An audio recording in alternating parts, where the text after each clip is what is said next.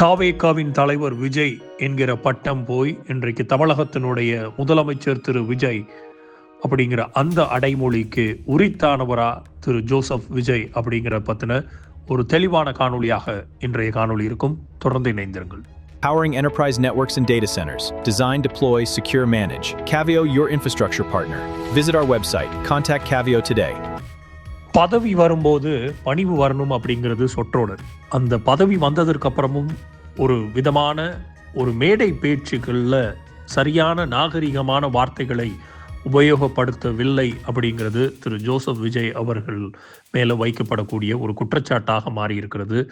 திரு விஜய் அவர்களினுடைய மேடை பேச்சுக்கள் அரசியலுக்கான கண்ணியமாக இருக்குதா இல்லை கவர்ச்சிக்கான வார்த்தைகளாக இருக்குதா அப்படிங்கிறத பற்றின ஒரு தெளிவான பார்வையை உள்நோக்க வேண்டியது இன்றைய வீடியோனோட நோக்கமாக இருக்கும். ஒரு அரசியல் தலைவரனுடைய அடையாளம் அவரது உடையோ இல்லை முகபாவனையோ அல்ல, ஆனால் அவருடைய மிகப்பெரிய வார்த்தைகள் தான். மேடையில் பேசும் ஒவ்வொரு வார்த்தையும் அவரது அரசியல் முதிர்ச்சியையும் மக்கள் மீதான மரியாதையும் ஜனநாயகத்தின் மீது இருக்கும் நம்பிக்கையையும் காட்டுகிறது. ஆனால் தமிழக அரசியலில் புதிதாக வந்திருக்கக்கூடிய திரு ஜோசப் விஜய் பல மேடை பேச்சுகளில் ஒரு கேள்வியை எழுப்புகின்றன.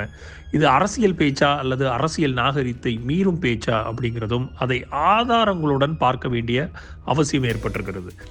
திரு அரசியல் மேடைகளில் மிக முக்கியமாக முதல்ல அரசியல் மேடை அப்படின்னா என்ன அப்படிங்கிறத முதல்ல தெரிஞ்சுக்கணும். திரு அண்ணா அவர்கள், திரு கலைஞர் அவர்கள், திரு எம்ஜிஆர் அவர்கள், அம்மையார் ஜெயலலிதா அவர்கள், திரு எடப்பாடி பழனிசாமி, திரு மு.க. ஸ்டாலின் போன்ற யாருடைய அரசியலாக இருந்தாலும் ஒரு மேடை மரபு இருந்தது. எதிர்க்கட்சியை விமர்சிப்பார்கள், கொள்கையை தாக்குவார்கள், அரசை கேள்வி கேட்பார்கள். ஆனால் தனிநபரை அவமதிப்பது அல்லது கூட்டத்தை தூண்டும் மொழிகளை பேசுவது தமிழக அரசியல் மரபாக இதுவரைக்கும் இருந்ததில்லை. அப்போ திரு ஜோசப் விஜயின் பேச்சுக்களில் காணப்படும் முறை என்னவாக இருக்குது அப்படின்னு பார்த்தோம்னா, திரு ஜோசப் விஜயின் சமீபத்திய பல பேச்சுக்களை கவனித்து பாருங்கள். ஒரு திட்டத்தை விமர்சிப்பதை விட, ஒரு கொள்கையை ஆய்வு செய்வதை விட கூட்டத்தை கைத்தட்ட வைக்கக்கூடிய வசனங்கள் ரொம்ப அதிகமாக இருக்கிறது. அது சினிமாவில் வேலை செய்யலாம், ஆனால் அரசியலில் மக்களுக்கு தேவை வசனம் இல்லை, வழிகாட்டுதல், கைத்தட்டல் இல்லை, கொள்கை. அரசியல் என்பது பஞ்ச் டயலாக் பேசக்கூடிய இடமும் அல்ல, அது பாலிசி டயலாக் பேசக்கூடிய ஒரு இடம். அப்போ ஏன் இது மிகப்பெரிய ஒரு பிரச்சனையாக மாறுது அப்படின்னு பார்த்தோம்னா, ஒரு தலைவரினுடைய மொழியை அவரது தொண்டர்கள் பின்பற்றுவார்கள். தலைவர் பயன்படுத்தும் வார்த்தைகள் சமூக வலைதளங்களில் ஆயிரக்கணக்கான பதிவுகளாக மாறக்கூடியது. ஆனால் இன்றைக்கு ரூட் மாஃபியா என்கிற மாஃபியாவை வைத்துக்கொண்டு மிகப்பெரிய ஒரு சினிமா பின்புலத்தில் உருவாக்கப்பட்ட கவர்ச்சியின் விளைவால் ஊக்குவிக்கப்பட்ட ஒட்டுமொத்த ரசிகர்களையும் இன்றைக்கு அரசியல் பக்குவப்படுத்தப்பட வேண்டிய காலகட்டத்தில் இன்றைக்கு திரு விஜய் அவர்களும் அவரது கட்சியும் இருக்குது அப்படிங்கிறது தான் நிதர்சனமான உண்மை.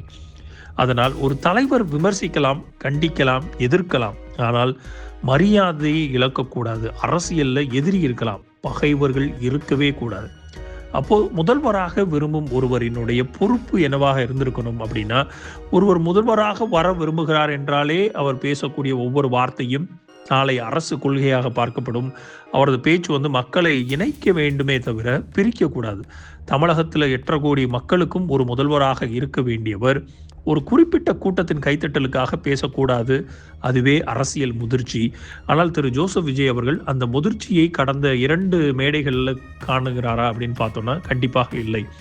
டேஷ் டேஷ் டேஷ் அப்படிங்கிற அந்த ஒரு வார்த்தைகளில் ஒரு டேஷை விடுறது மக்கள் என்ன வார்த்தைகளை போட்டு அந்த இடத்துல ஃபில் பண்ணணும், கெட்ட வார்த்தைகளை போட்டு ஃபில் பண்ணணுமா இல்லை நல்ல வார்த்தைகளை போட்டு ஃபில் பண்ணணுமா அப்படிங்கிற அந்த ஒரு சமிங்கையை மக்கள் மன்றத்தில் விடுகிறார். அது அவருடைய முதிர்ச்சியற்ற ஒரு பேச்சாக பார்க்கப்படுகிறது பொது தளத்தில். திரு விஜய் அவர்கள் ஒரு பெரிய நடிகர், அதில் மாற்று கருத்தே இல்லை.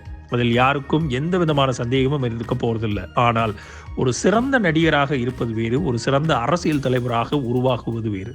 அரசியலில் கைத்தட்டல் வெற்றியை தராது, நம்பிக்கை மட்டுமே ஒரு வெற்றியை குறிக்கக்கூடிய ஒரு சொற்றொடராக மாறும். அந்த நம்பிக்கை உருவாக்குவது வார்த்தைகள் தான். அதனால் விஜய் உள்ளிட்ட அனைத்து அரசியல் தலைவர்களுமே மேடைகளில் பேசும் மொழியில் கண்ணியத்தையும் பொறுப்பையும் அரசியல் முதிர்ச்சியையும் கடைபிடிக்க வேண்டும். அதுவே ஜனநாயகத்திற்கும் நல்லது. தமிழகத்தினுடைய அரசியல் ஒரு பகுப்பாய்வுக்கும் அது மிகப்பெரிய ஒரு நன்மை பயக்கக்கூடிய விஷயமாக இருக்கும். திரு விஜய் அவர்கள் கடந்த காலங்களை விட்டுவிட்டு நிகழ்காலத்திற்கு தான் ஒரு முதலமைச்சராக பதவியேற்று இருக்கிறோம், அந்த அறத்தின் பால் அந்த கண்ணியத்திற்குரிய, அந்த மாண்பை காக்கக்கூடிய, அந்த பதவிக்கு அழகு சேர்க்கக்கூடிய ஒரு அரசியல் முதிர்வுள்ள ஒரு தலைவராக உருமாக வேண்டியது காலத்தினுடைய கட்டாயம்.